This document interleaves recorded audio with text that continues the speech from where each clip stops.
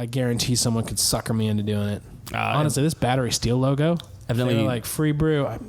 I would get Chase Sariva's likeness tattooed on my butt cheek. I'd like to get a nice face mural of him on my back. That'd be fun. Him and his cats. Does he have many cats? I don't know. He probably does. Does he seem like a cat guy to you? Chase, if you listen to this, you should be fucking offended.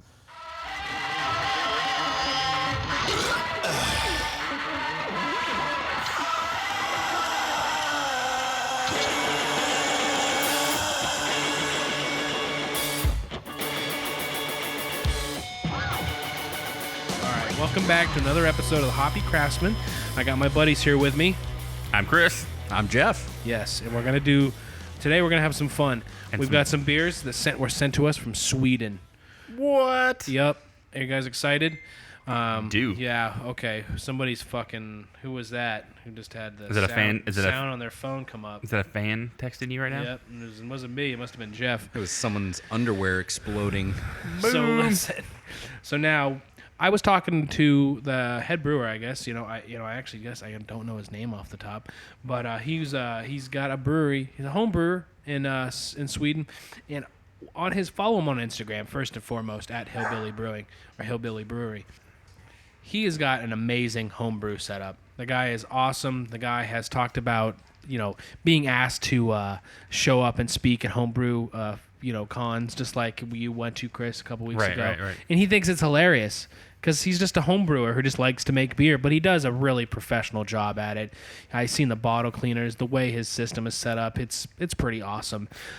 So I hit him up on Instagram about a couple of months ago, and I said, hey, could we trade for some beer? And he needs some Pliny because believe it or not, it's a little hard to get in Sweden. What? That's weird. Yeah, I know. I'm sorry. Everybody's surprised to hear We're that. We're working on it so hard. Yeah, it's going to happen. He doesn't need to worry about that. It's about how much Pliny he gets now. But, so yeah, he sent us two brews. The Badland Brown Ale, which we're drinking right now. And after that, we're going to taste and drink the Cloudberry Sunset. On name alone, it's a 10. So, bottle-wise, you would not... if you saw those bottles in a store here, you would not think those are fucking homebrew. No. That's Dude's so professional. Professional grade. It's got QR codes. It's got fucking UPC codes and shit on there. It's got great labels. He's a kick. He's really funny to speak with because he's gotten this recognition for what he's done as a home brew. He's seen people on his Instagram, and based on that, they think he's got this massive operation, but it's just a guy with a lot of passion in his garage, at his home, doing awesome stuff. So he was kind enough to send this to us out of the kindness of his heart. So thank you again. What a great dude. It smells so good, by the way. This brown ale, Badland Brown Ale. It's tasty. It's very, very good. It smells super good. It's a tasty brown ale. I mean, it's on point for sure. Pinpoint what I'm smelling there on the aroma.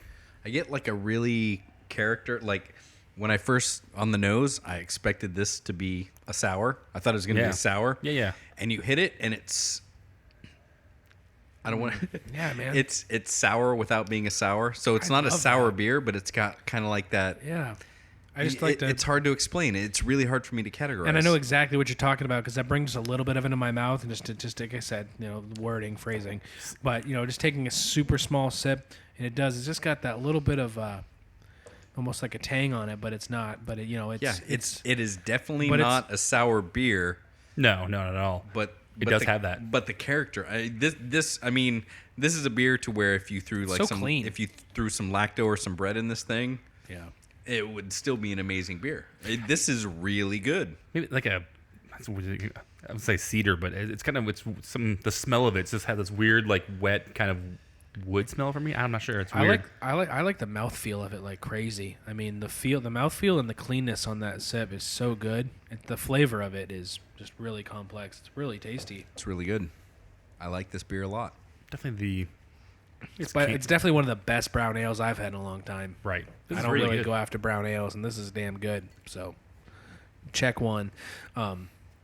Yeah, we need to. Hopefully, at some point, we can get our shit together and figure out like a cool Skype situation, because this guy's prime. Yeah. he's a really cool dude, and as you guys can tell, he's making some really cool beer. We just had an Instagram post from this recording where we have these brews up on our Instagram right now. By the time you listen to this, it'll be God knows when. But Scroll back through, people. scroll back through. I'm sure will be the last time it's featured on there, because these are good, and this is a super kind dude to send us this beer. So yeah, if you have a chance, go follow Hillbilly Brewing, which is funny. Is it different than what we talked about a long time ago, which was like Redneck Brewing, right? Which is in California or something like that, right? Yeah, something like that. And their setup is all fucking like duct tape and fucking home engineered shit, and this dude has some fucking pretty legit stuff. Oh, so. Yeah, he welds up these bottle washers, and it's just badass. It looks professional. His brew, his machine that runs his brew house is in an old Mac. I mean, it looks awesome. Really cool. Yeah, it's in a cool. Mac tower. And before you started mentioning, like his bottle washers and stuff, and it's not like a store-bought bottle washer. This guy engineers all of his own gear, and it's amazing. And welds it up and does a badass job doing it. It doesn't look like shit. Hillbilly.se, brewed with pride. It's got a QR code on the side. I'm gonna have to actually do that. Yeah, this guy should. I mean, he sounded really humble when speaking to him over messaging, just thinking it's very funny that people think that he's got this very sophisticated and large operation, people hitting him up to sell large brew houses because they think that's where he's at. And it's cool that he's making great beer. And he's blow this guy up. Go check him out. Hit him up. If you're in Sweden, you need some of this beer. It's really, really good. Yeah, bug him. I said I'm not a huge. I like beer. Absolutely, that's it. You like good beer. So and this is a good brown ale. I don't gravitate towards brown ales, but it's really, really good. I mean, this is a very, very well done, very clean, very tasty brown ale. I love the mouthfeel on this beer. Yeah, it's really good. I mean, even the look. I mean, the finish is nice. Yeah, absolutely. It's a pretty beer too. Yeah, it is. Ooh, Gushing over Hillbilly. You're a pretty beer. Enjoying this. So hey, now, hey beer, you got a pretty mouth. We've actually got some stuff to talk about, Chris. You look like you're just ready to pop off. That I also want to kind of go back. We actually drank some beers earlier tonight, and I actually want to kind of talk about those too. You got the thunder under your voice. But we actually had Abyssal Brothers, right, beer? Yeah, we've got some Maine beers. We're going to do a tasting. You want to hit those up now? I'm happy to do it. We're doing a couple of tastings tonight. Do you want to get into news then? Yeah, let's get into news, and then let's finish up the Hillbilly, and then let's hit the Maine let's make the Maine a new segment. I'm in, because we've got a few of those to do. We think we've got right. we think we've got 3 more. At least 2 more after that. So perfect. We have a little news because today another one fell. I guess you can decide if this is falling. Is this falling? This purchase? Yeah, I mean, what happened, Chris? I don't know. So today, and it's been all over social media if you haven't been on there, but yeah, it'll be old news. But it's be old news when you hear this. I'm sure the reaction won't be old by the time they listen to this, because this is going to be a big one. Yeah. So this is an old brewery. Kind of craft beer pioneer Anchor Steam said they've been year-long talks with Sapporo, which is a Japanese lager company, right? Yep. That's most known for. Enjoy it during sushi on the regular. Sapporo's big in Japan. Yep. I drank a lot of Sapporo and Kirin while I was. Don't hate it. I mean, I never disliked that. Like I said, it's... I've had that at many sushi spots. So I mean, if we had to choose, so basically what happened was they actually been year-long talks with them. They actually bought. Is that the big fall? Is that the same? Is that on the same level as being bought by AB InBev? I don't think it's on the same level, but you're still selling out to a big. You're still in the same ballpark. Liquor/alcohol conglomerate. You read the article, and they do the typical song and dance. It's like, hey, this isn't a sellout. We can this keep isn't the an operation AB InBev. here. We're only doing this because they want to. The craft thing's growing in Japan. Bullshit. Yeah. Japan. They make Sapporo, they make Kirin, they make Asahi. They make a lot of legitimate beers there. So it's almost insulting to me when a company says it's just because Japan wants more craft presence. Or then make your own craft there. They have the ability, they have the equipment, they have the people.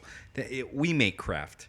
And people would dispute that because craft has become kind of a depending on the person, Yeah, I've heard craft be, anything that's not InBev, and I've heard people say that craft isn't shit that you make in your garage. So that's arbitrary. It's up for interpretation. Yeah. So the fact that Anchor Steam is sitting here saying that, well, we entertained them and we ultimately let them buy us because Japan just really wants to get into craft. Bullshit. And another point I think they made in the article is they didn't think they could achieve what they wanted to without being bought fully by Sapporo. And I think we've seen that is all about whether you really want to put the work in. I think it's a lot easier to let a company like Sapporo buy you and use their money to do what you think. I think it's than it is to go out there and get those lines of credit and really work and sell those ideas to business partners if you have to get more capital. Well, and they wanted to do a canning line, they said. And they wanted a lot of money fast. Well, and it's funny. So recently I went to that BrewCon, right? And during the announcement or the opening speak, the guy from Odell, the founder of Odell, his name's Rob Odell. Don't quote me on that. I know his last name's Odell. His last name's Odell for sure. One of the things that he was talking about was like the 7 Ps, and basically one of the ones was progress. And that was basically saying you don't have to progress. You don't have to go at such a high speed. Like he said, you don't have to expand. And growth is growth no matter what kind of growth you have. You doesn't have to be 150% growth every year. It can be a 2% growth, a 7% growth. As long as you're growing and you can do it slowly and still be in this game for a long time, where I think this is just kind of like he said, it's a very fast cash grab to freaking help boost whatever. And what's funny is in the beginning of the article, at least on Porch Drinking, some of the articles I read earlier, they actually did not say the amount that it was bought for. PorchDrinking.com is actually basically saying that they was bought for $85 million. Wow. Which is that's a pretty good chunk of money. But then the next sentence basically says that this is the second brewery that was bought out by Sapporo, which is the other one was like a Canadian brewery for $400 million. So, relatively speaking, $85 million in those terms isn't a whole lot of money, right? I mean, I think Four Peaks rumored is actually more than that for sure. But again, you bring up an interesting point where you sit here and you talk about growth and what acceptable growth is, and when you're a private company, when you're a small microbrew, and you can pay your people and you can pay yourself and you're making a living and you continue show profits. Okay, so maybe you're not making $1 billion a year and you're not brewing several million barrels of beer a year. You're getting it done. Then if you're a small company and you're happy and you're paying all your people and your people are happy and you're happy, you don't have shareholders and you don't have investors that you have to make happy with your growth. Right. So if you're a small microbrew and you're growing by 5% a year, you probably want to do more than that. If you're growing by 20% a year, that's pretty respectable, and you still may want more. But you can't sit here and cast aspersions and say that, well, we sold out because we didn't have 150% growth per year. Right. Then to me that reeks that you're greedy. Everyone wants to be rich. Everyone dreams about being rich. Everyone dreams about making $1 million. But in the grand scheme, like you said, $85 million for a place like Anchor Steam, that seems surprisingly low to me for a brewery like that.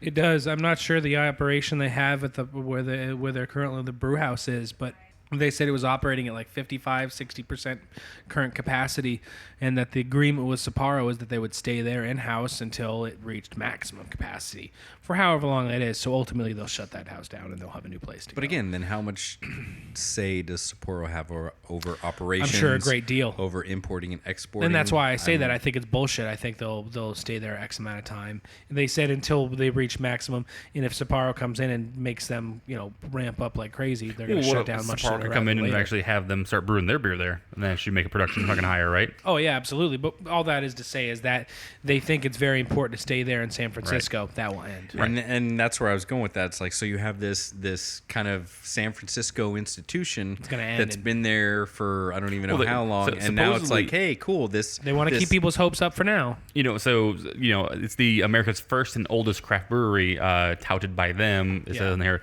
by Fritz Maytag, and he revived the business in 1965, which was older than that. And he sold it in 2010. People were upset about that. Oh yeah, which is ridiculous. That was huge. They actually do have a distillery portion of it that's actually be separated out. That won't be owned by Sapporo. Here's the deal. Anchor Distillery. For now. When's the last time that you actually drank an Anchor Steam or Never. Anchor fucking Foghorn, like a fucking Christmas likes beer? My dad loves Anchor Steam beer. It's not a knock. I'm just saying he drinks them all the time. I don't. I never drank it, and I won't be upset about the acquisition. I think it's more of just a certain sign of these old breweries. Those hurt, I think, for certain people. I'm sure, not, and it may not even hurt, but it's certainly. It's just weird to see a pioneer like craft, like freaking Anchor, be bought up like that. And they want to stay relevant, so maybe they're going to keep going. But we talked about pivoting earlier, and I think that's what one of the biggest strong suits that smaller breweries actually do have. And we talked about when do you get too big to be a brewery. I think at the point where you can't pivot, right? You can't pivot properly. It's really hard to for certain. It's hard. It's certainly hard for big enough breweries as it is. Just how we're on the subject, we haven't talked about it, but Lagunitas is 100% owned by Heineken now. Oh yeah, that happened in the last month or two. Yep. They sold the rest of that off. I mean, they're 100% owned by Heineken. So I think it's funny to still see them on a lot of craft boards because you realize people don't know. Right. You realize people don't care, A, but B, they don't have a friggin' clue. I just wish they'd start telling the truth. Hey, we sold out to Heineken. Instead of this holding corporation called such and such They company. offered us a shitload of money. We want to freaking blow off hookers' asses on our yacht. Hooray us. Yeah. I would respect them a lot more than it's like, hey, it's just because, we have more access to all these hops and we have this better distribution and they're helping us grow. Fuck you. I don't buy that for a second. It's all about the money. You can't have it both ways, right? You can't be a fucking craft brewer and fucking have all that money. But that's it. Sorry. You can't do the art. You can't have the fun and do the artistry. I'm fine with that. And we've had that conversation several times on the show. Oh, yeah, absolutely. Own it, right? If we were in the same spot and someone came to you with a ridiculous amount of money, you would do it. But I would do it and be like, haha, I'm rich. I don't care what anyone says. And I would probably read all the worst dispersions and laugh. But I would never once in a million years be like, well, I did it for better distribution. Oh, yeah. And I did it for better quality of ingredients. That's bullshit. Let's put ourselves in that for a second. Let's say, we're doing the Hoppy Craftsmen for like the next 5-10 years. We build the Hoppy Craftsmen LLC Corporation. Excellent. They want to come in, buy us, spend like $6 million, something like that, $2 million a piece. Okay, yeah, that sounds like a deal. Done. Yeah, that sounds like a plan. And I wouldn't sit in here and be like, hey, our format's going to change, and we're not going to cuss anymore, and we're going to cover ABI beers like we don't know. But we're doing it because we have a broader reach to our environment, and it allows us, greater equipment and more quality. No, it's like, motherfuckers, we're rich. Yeah, we took the money, and now we have a bigger show and a bigger voice. And that's what these breweries who buy for InBev, they'd have a much larger crowd to serve immediately. Right. If that's what you're after, I've bent sure. over for my corporate overlords. I'm rich. I have an amazing car. I have several huge houses. I go wherever I want, whenever I want, and drink whatever beer I want. It's going to take more than $2 million to do that. Hooray for me. But yeah, I would certainly say no problemo. Enjoy it. We will say whatever you need us to, because money is nice and we only have one go at this. So good for Anchor Steam. We'll see what happens. We'll see what becomes of them. Yeah, I mean at this point, we don't know.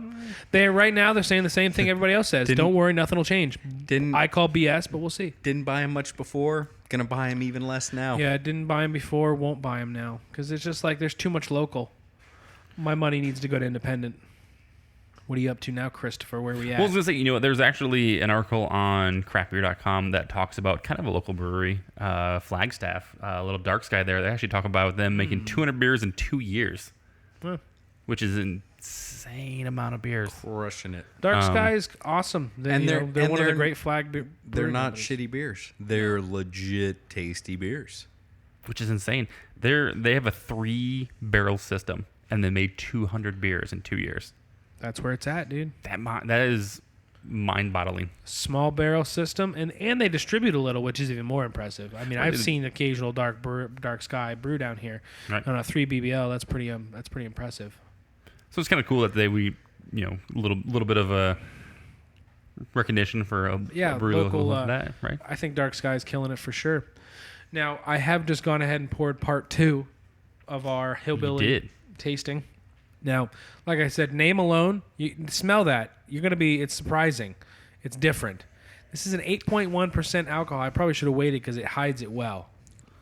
But Cloudberry Sunset. I love that name. Does it say what kind of style it's supposed to be? It's a double IPA, I believe. It's weird. It has kind of It tastes Belgian. It's does. got a very Belgian-y backbone to it. It's got 87 IBUs. say kind of like a burnt sugar, kind of candied sugar kind of like note to it. Yeah, which is really good. Candied burnt sugar for sure. It's awesome. I mean, yeah, I it's like it. on the Tell you nose. that. On the nose, it smells like really sweet, like pastry. That brown sugar. You ain't kidding with that brown sugar on the nose there, big time, huh? Was it a little Debbie cinnamon roll? That's so good. It smells great. It really smells amazing. And In a second time, the mouthfeel and the cleanness of the beer is very good. This tastes really Belgian to me. Yeah, it does. It has that hint to it. It does have that style. It seems. Not a ton of berry flavor in it though. I mean, I'm not getting any kind of almost like a berry, like a. I don't know, like an apple's kind of like flavor at the taste there. Not a berry. Apple's not a berry. I get apple. Eat my ass. I get like apple How's that juice. for a berry? Apple juice on the nose, but I'm not getting it on the taste. Sorry, that was rude. I shouldn't have said that. Sorry, Hillbilly Brewing, for talking about that in the middle of your review. Yeah.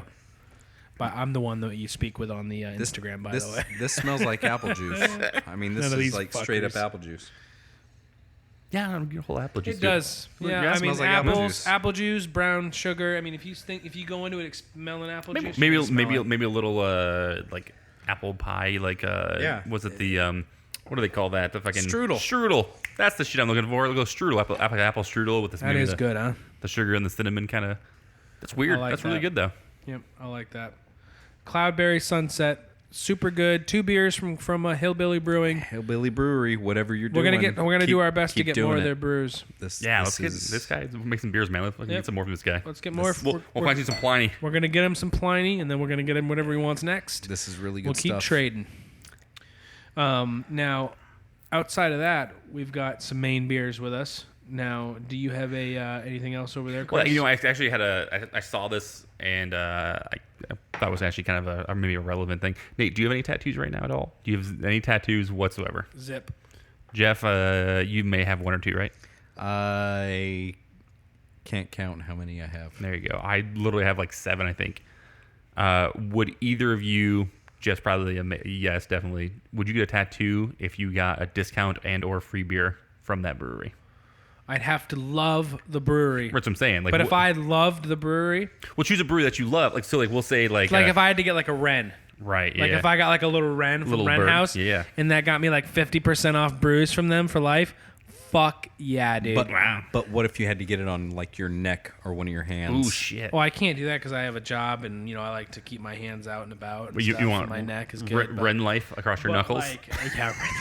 Yeah, that's perfect. That's good. It works. We have to get Luke on that one. Right. Wren life. That's friggin' funny. But yeah, okay. So if it was a brewery I was passionate about, like I am Wren or somebody like that, fuck yeah, because they're Wren. First of all, their logo's dope. Right.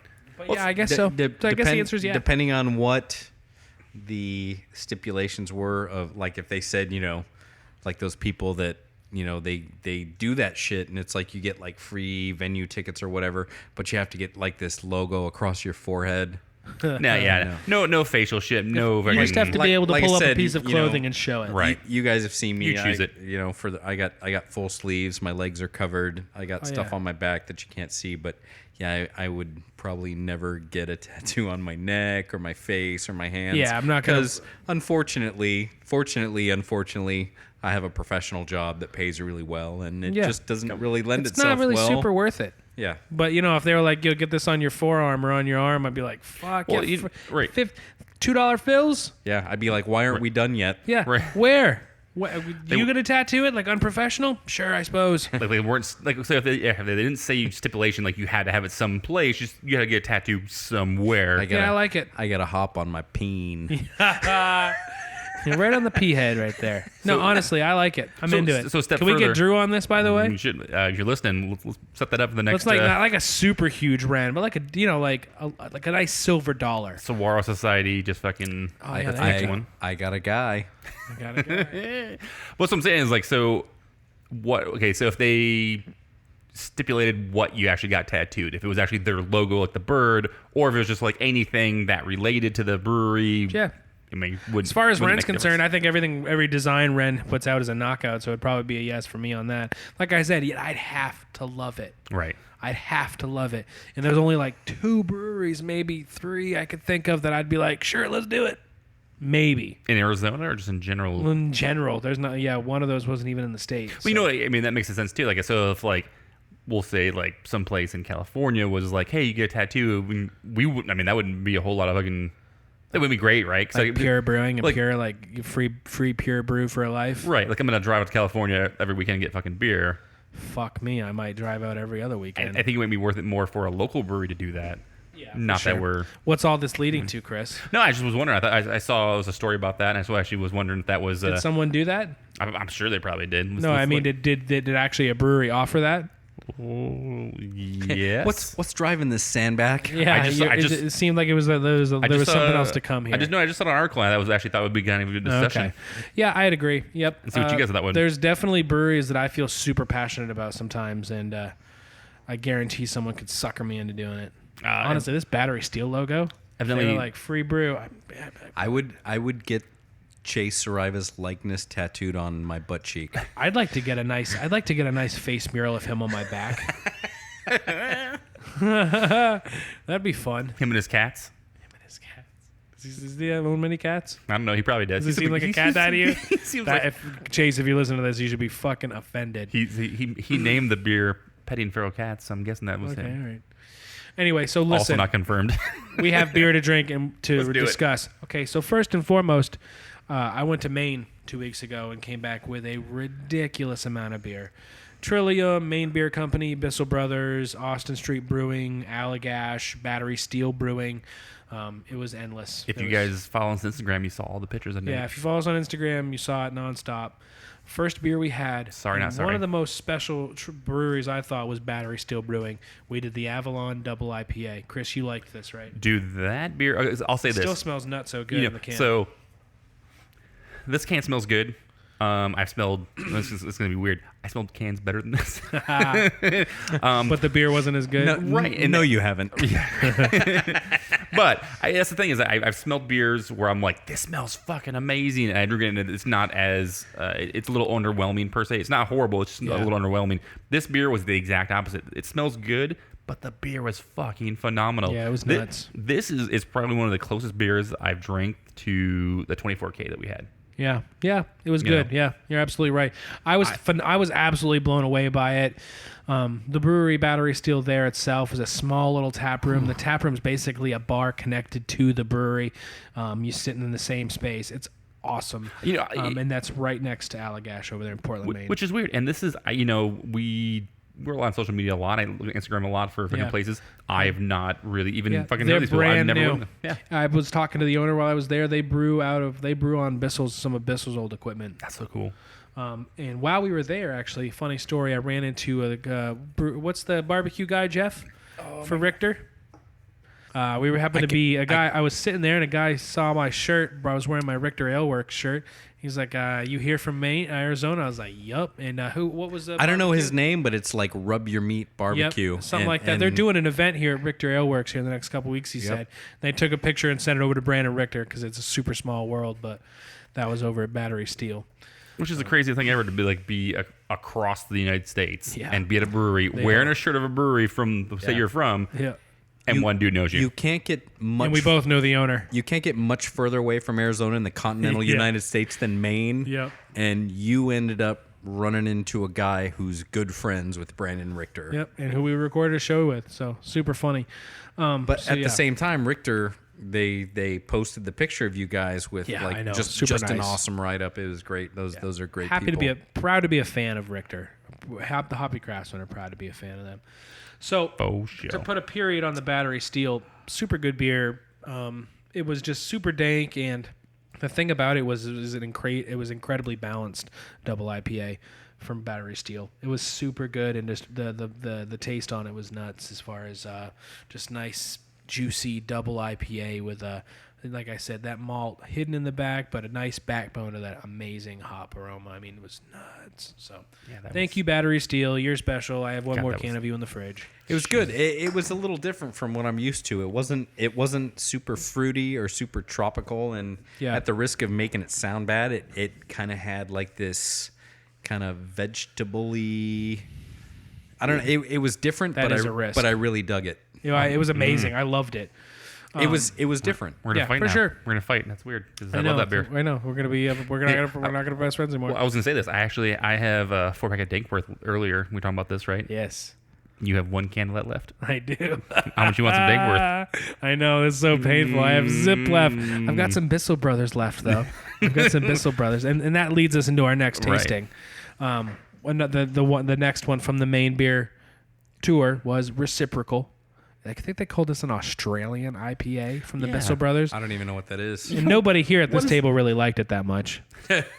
I'll say this. You know, it's funny. So you brought back, we talked about lots of Maine beers. I'm not sure if we have any of the ones that you actually brought back and gave us a 4-pack of from Trillium. No, we don't have any of those. So that's not Maine. That's Massachusetts. Massachusetts. I'm sorry. No, please. Back don't east. be sorry. It's fucking east. I don't know. This is a Maine taste. I will say this. Of all those beers that you gave me, I tried the Galaxy Daisy Cutter, right? Cutting tiles. Galaxy Cutting Tiles. Yep, that was it. And then the fucking Farnsworth. Farnsworth Street IPA. From them as well. This Bissell Brothers was better than both of those. I agree. And it was nuts.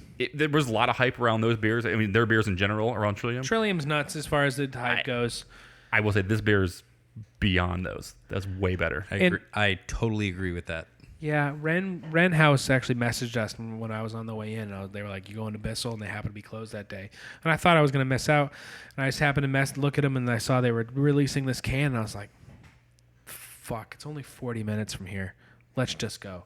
I was like, honey, it's like basically driving to Glendale. It'll be fine. Right. It'll be fine. Yeah. Because everything seems like a million miles away when you're in Maine because it's not a straight road. It was, we went there and they were sold out of their flagship IPA, and they had just a couple cases left of this Reciprocal. And it is so juicy and delicious and just a little different because of the hop additions. But as a result, so good. So super good. Yeah, I dug it, dude. I mean, I love the can art. I mean, that's a huge thing too. I've talked to like a couple people now about this, and I think I think can art is just fucking amazing. The things you can do on a can. Sometimes we said it before. Sometimes I just want that beer because of the can. I don't care what kind of beer's in it. The can's just fucking so cool. Not that cans have been so applies, by the way. So badass. Yeah. In relation, cans have been crappy to this point, but everyone seems to be stepping their can art game like way up. Yeah, and again, you see a lot of cans. We've talked about it a lot on this show that an IPA in Maine and an IPA in North Carolina, IPA in Texas, IPA in Florida, IPA in Arizona. Right. They're IPAs. But yeah, a lot of the stuff that's selling these beers for me is like, oh man, I gotta have that can. And that's so weird. But I mean, it makes sense. I think at this point, unless you have to, if you're a new brewer and you start canning something, you have to have your can game on point. Which is weird. Yeah, you can't just put out there bullshit. But you can also go really simple. Right. I mean, you don't have to fill it full of shit. Well, Look at the Austin Brewing that we just poured. Right. That's simple. They have one of the coolest, most simple logos on earth. But again, and it's not that it's bad. It's super minimalist, but it's super cool. It's really cool. Exactly. Well, this Bissell Brothers logo, which I fucking love is the the 3 B's and the fucking the little pyramid there or triangle. Well, yeah. In between, that's fucking awesome. I love that they actually incorporated the recycle symbol into the fucking logo. They have arrows everywhere. And just like you guys said a couple times, on top of that, it's a nuts good beer. Oh, right. It just fucking adds to the fucking awesomeness of this beer. I forget the hop additions on it, but it's just a unique, delicious flavor. The tab on this beer can is fucking black. I know. It's a black tab on a silver can. It's badass. It's badass. Black, silver, and red, and white. I don't want to hear it. If you're thinking it's not, it is. It's fucking cool. The answer is none more black. Love it. Get a little Spinal Tap on you. So here you go, Chris. Next one is, and this is a fresh pour we've just done here. Hit that in the mouth. And this is a brewery that was right next to the door to Battery Steel. And I was like, I wonder if I should head over there. Excuse me, I was at Austin Street is a place I'd heard I should go, and I hadn't heard of Battery. But they were right next door to each other across from Allagash. But while we were at Austin Street, they released Patina, a pale ale. So it smells so good. Did you just walk in and they're like, we got a can release? Oh, I walked in. I walked in, ordered a beer, went out and sat down, and she just happened to bring out fresh cans for a random drop release, and it was like a little aura was around the cans, and holy shit. My wife saw a very unique look on my face with excitement. So, did you say there was an aura around the can? It was just like, because they had just released it and they just set it out that morning. It's like a... I was drawn to it. You're in Sedona and you fucking crystals and shit going on. Yeah. I will say this smell on that's nuts, right? So this can smells like when you open a bag of hops up and fucking right? homebrew with it. I know. That's exactly what I thought. I was like, this beer smells like I'm in the middle of this beer smells like I'm in the middle of brewing beer. Yeah, like it smells so good. You crack one of those fucking, dude, this is insane. You know? Honestly, this is why we're sticking to Maine beers at this point, because Maine brewing on the whole is on a really crazy level right now. This beer is super crushable. The bite on it is very good. It's a pale? It is. It's a pale ale. Wow. Yep, it's a pale ale. Really, really well done. This one was just featured on our Instagram too as well. So I'll say this: the can of this, I'm getting a lot more of that hop smell from the can. Smell it from the glass, not as much. I agree. That can is. I want to can that air. I know. It smells sugary, like you're in the middle of a brew process. It's nuts. I think you smell that. Like you just opened a vacuum. You already have, yeah, but it smells like you opened a vacuum-packed fucking thing of hops up. It smells so good. Do you know what hops are in this beer? Unfortunately, I don't know the hop additions on this one either. I should have had better notes prepared. Did you not fucking? I didn't do shit. I'll find. I don't untap anything anymore. I'm a fucking idiot. But honestly, that just like I'm so proud of the beer being made in Maine. It's nuts, and this beer is one of them. So this will be on our Instagram as well. I'm actually going to do a story with it right now. Patina Pale Ale, flagship hop forward pale ale, base malt, mash tun, copious amounts of. It just says American hops. Damn it, they're American. Damn you, Austin Street. A very citrusy, slightly piney ale with a crisp malt background. And it is. The malt is there, but it is so well done. Yeah, it is. It's. I will say this: as much hops from that can I fucking smelled drinking this beer. There's definitely a very malty bite at the very end of it. Yeah, which is awesome, and it's great. Oh yeah, it's one of those things where kind of lost in a world of hazy, juicy IPAs at this moment. It's sometimes nice to have a fucking really good, just standard IPA jump out at you like this. Yeah, I agree. It's super well balanced. Which is funny is it's not even like it's so good a West Coast IPA that we're like fucking like all about. It's a great pale. But this is it's funny. This is pale. It's not even a fucking IPA. It's a pale ale. It's a really and again great pale. It looks less like a pale and more like a hef. It's like a really pale, cloudy hef. It is really like a fucking 4.34 on the fucking SRM scale. It's really light. But hazy though. It's definitely got some haze to it. Yeah, I dig it. This is a really, really good beer. Yeah, that's fucking good, dude. So something else I saw, the New England style IPA, craftbeer.com has an article that says the New England style IPA is the new anti-IPA. It's not a style. Well, it is now officially, I believe. No, this is not recognized as an official beer style, but it's hard to deny that these beers are capturing drinkers' attention. See, Nate, I read things. It's not a style. I would agree it's not a style, but I mean, every hop forward beer is an IPA now, and that's bullshit too. It's just a style. It's not we gotta go out and fuck in the yard. It's a style. So, but my question is it the anti-IPA? I mean, why would they say that it's an anti-IPA? I think that's a question for Wes Burbank. Quick, get him on the fucking phone. It's an IPA. It's a different style IPA. It might not be everybody's favorite IPA. It might be people's fucking hate to fucking drink it or brew it or whatever. But is it the anti-IPA? I mean, but this takes us back to our previous podcast where there always has to be that one voice of dissent.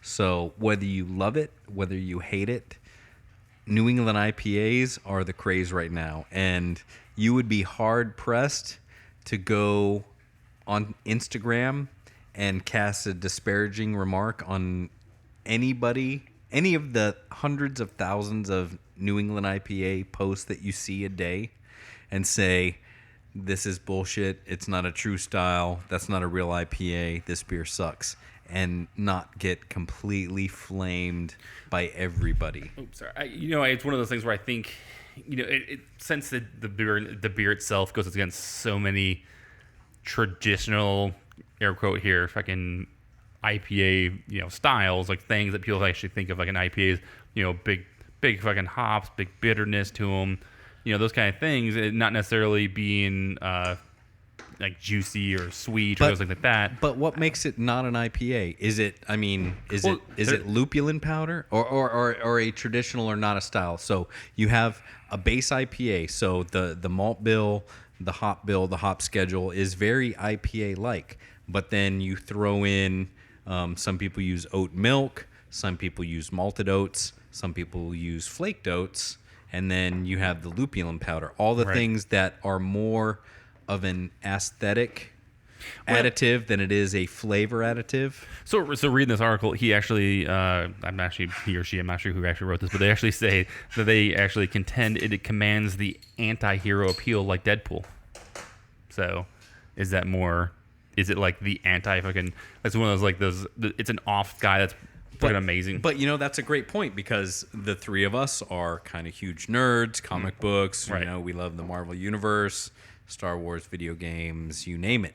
And so to me, that's a compliment. Right. If you compare a beer style to Deadpool, then that makes me kind of want it more. But why? So, in my brain, without reading all of the, I skimmed through the article and I get it. I know what they're saying. So Deadpool's a superhero in that he has like superpowers, and he does good for the most part, but he doesn't let a certain type of code / style judge how he approaches something. So again, here you have this style, which they're saying is not a style, that someone decided they were going to do, hey, I'm going to add oats to this and see what happens for, I want my IPA to have a little more robust mouthfeel to it.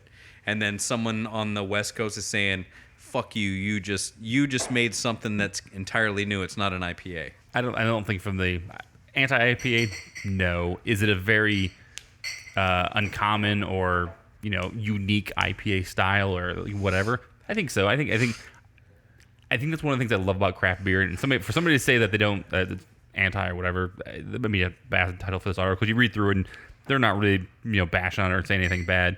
But that's what I love about craft beer, is that you can literally, it's everybody's like, oh, well, here's this box of what an IPA is, and you can go all this place.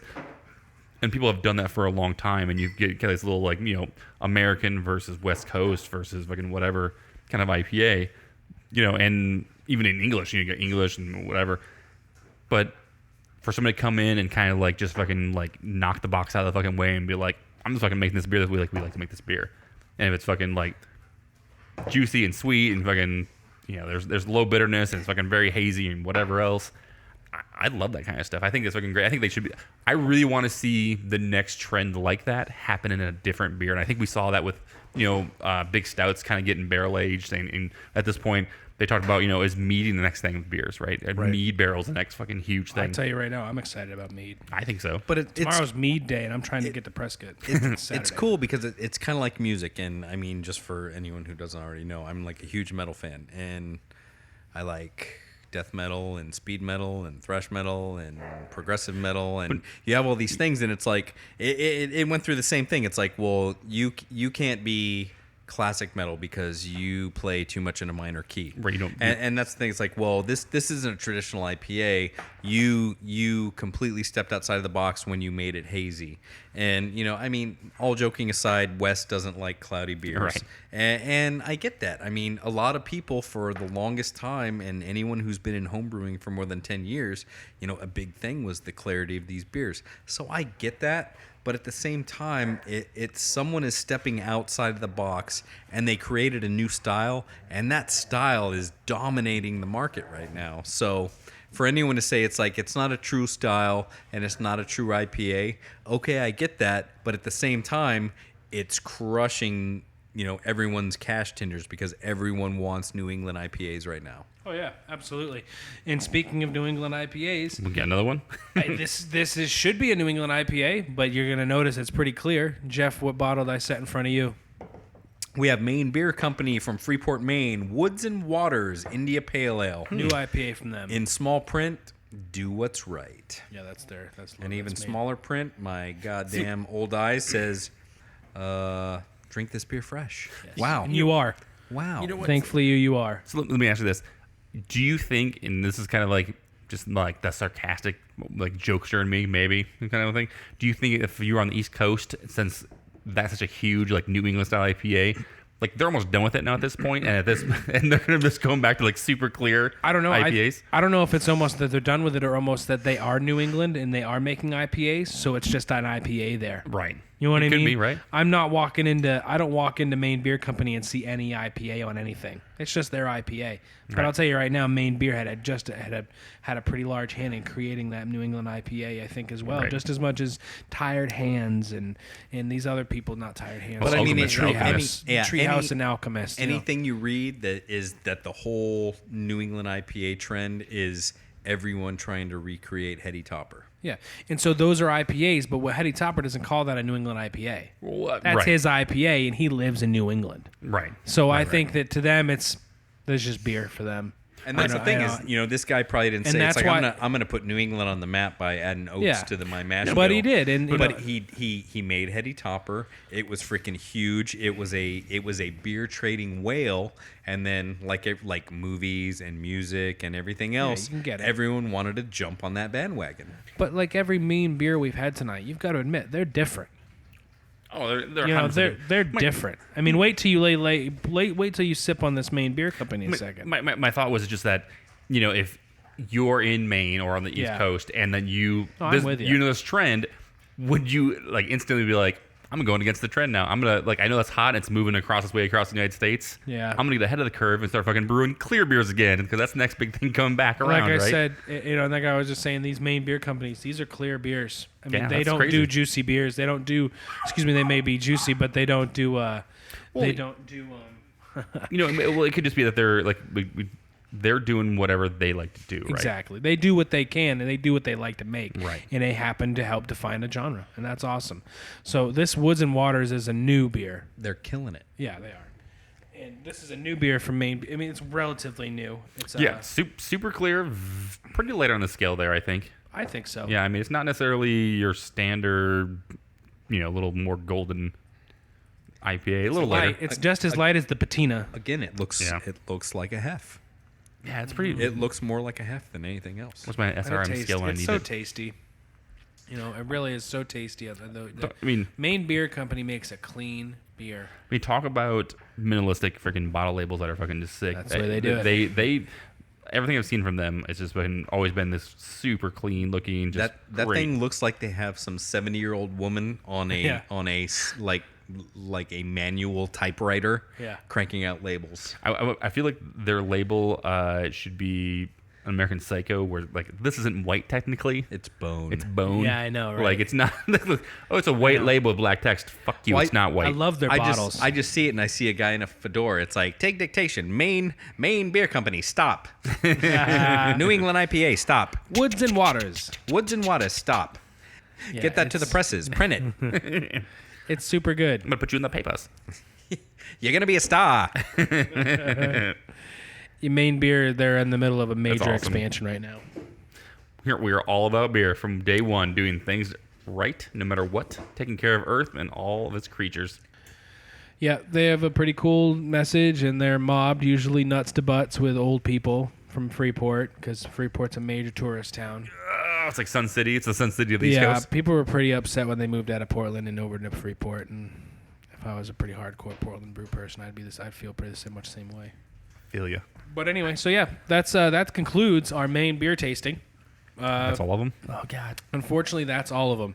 Oh, no. We did the Bissell Brothers, the Battery Steel, the Austin Street Brewing, and the Maine Beer Company. That's a lot. That's a lot of fucking beers. It was good, and we did 2 from Hillbilly Brewing, and we really can't thank them enough for sending that beer to us free of charge. They're gonna get a bunch of Pliny in return, and friends forever. Ooh, and some stickers from Hoppy Craftsmen. Fuck loads of stickers. Really, yeah, and again, no bullshit. I mean, I think if it's not apparent from some of our previous podcasts, is we're not going to blow somebody or give them a favorable review when we don't think otherwise. This is great homebrew. This guy is killing it. Yeah, this is great beer, and I'm excited to have tasted. I'm excited he felt compelled to send it to us after just a simple request. So people are kind, and it's nice to meet kind people. Aw. Quote that shit. Oh, feelings. Yeah. Oh, God. So many feelings. Anyway.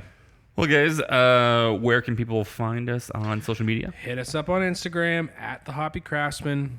Like our shit, comment on it, talk to us. Facebook, Hoppy Craftsmen, Gmail.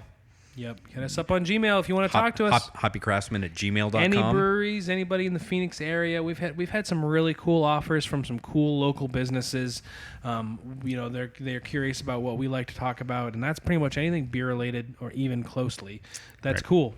So hit us up. But while we're throwing that out there, if there's something you want us to talk about, if there's a beer you want us to seek out and try and maybe do a review, if you have a beer you want to send us for us to review to email get us. your opinion, email us hoppycraftsmen@gmail.com, and we'd be more than happy to. Yep. That being said, we actually have our Patreon set up, our Patreon. Hit it. Patreon. It's Patron set up. Patreon.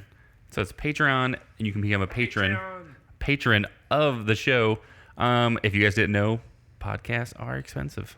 They cost money to do things, man. Cost a little bit of money. Yeah. And the data only rises, guys. Yeah, it's crazy. So if you are, feeling saucy, go to Patreon. Actually, it's just /Hoppy Craftsmen. We have 2 tiers. You actually get some good stuff in there. So check that out. iTunes. If you guys actually have a minute, go to iTunes. Leave us a quick review if you have time.